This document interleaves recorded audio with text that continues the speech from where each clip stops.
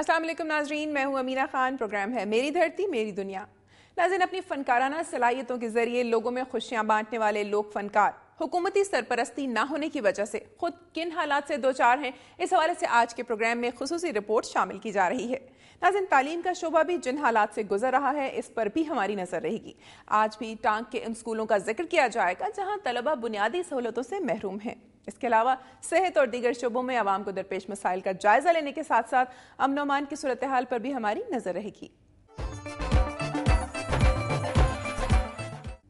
जी नाज़रीन, प्रोग्राम का बाकायदा आगाज करते हैं और सबसे पहले आपको लिए चलते हैं सुबह सिंध की जानिब। नजर डालते हैं सिंध भर से मौसूल होने वाली अहम रिपोर्ट्स पर। तंबोरा के जरिए मीठी धुनों को तख्लीक करने वाला फकीर चनेसर हुकूमती सरपरस्ती ना होने के बायस कस्म पुरसे की जिंदगी गुजारने पर मजबूर है। हुस्नो असरार की सरजमीन थरपारकर से ताल्लुक रखने वाले इस लोक फनकार की बेबसी का अहवाल जानते हैं अब्दुल जब्बार नढ़ी की इस रिपोर्ट में।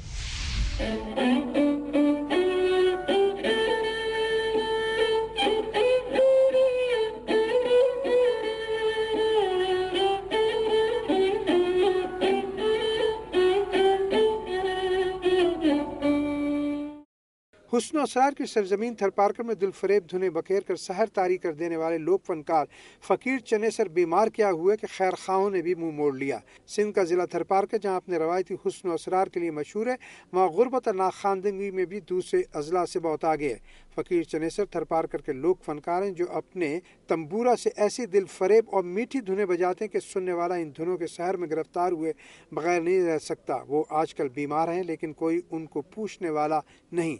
बदकिस्मती से हमारे मुल्क में आम लोगों की अक्सरियत भी लोक फनकारों के बारे में बेहिस्सी का शिकार है। ये लोग फनकारों की तारीफें तो करते हैं मगर उनकी सरपरस्ती और माली इमदाद कोई नहीं करता, जबकि हुकूमत और उसके सकाफती इदारे भी लोक फनकारों के लिए अमली तौर पर कुछ नहीं कर पाते। फकीर है, ये मदद करो,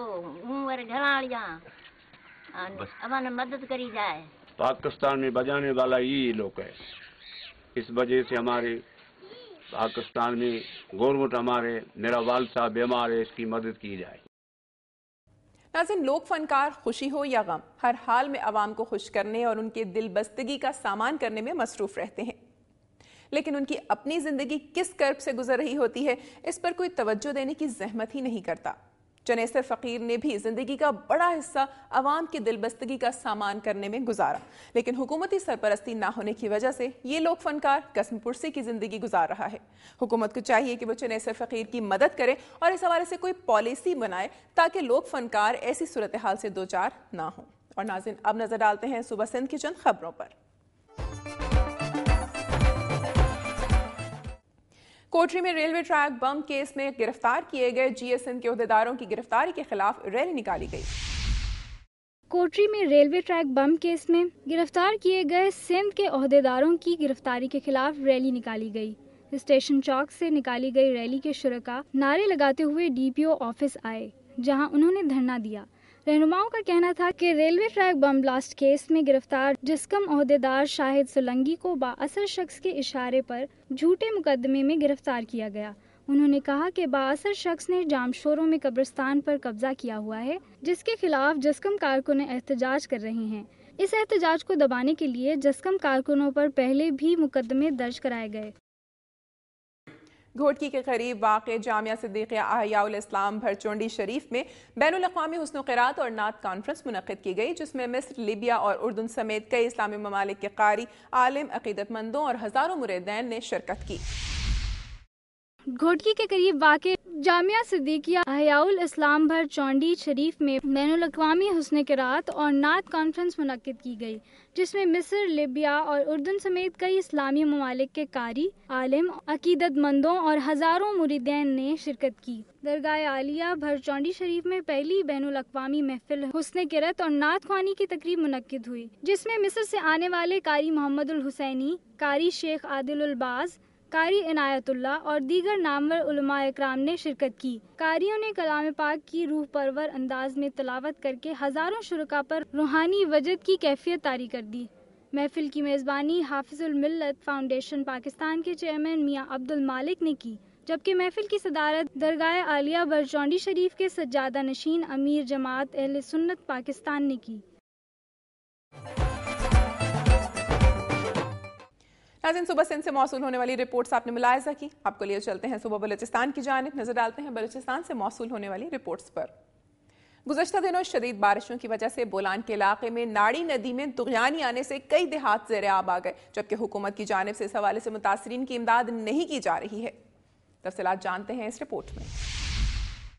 वादी बोलान की नाड़ी नदी में तुग़यानी आने से कई देहात ज़ेर आब आ गए। तुग़यानी से भाग शहर के देहात गोगड़ू, रईसानी, गोट मिट्टल आबाद, हाजीजा, दरगाह पीर तैयार गाजी, दरगाह नूर शाह बादशाह, दरगाह कबूल शाह, गोट खुदाबख्श और दूसरे कई गाँव ज़ेर आब आ गए।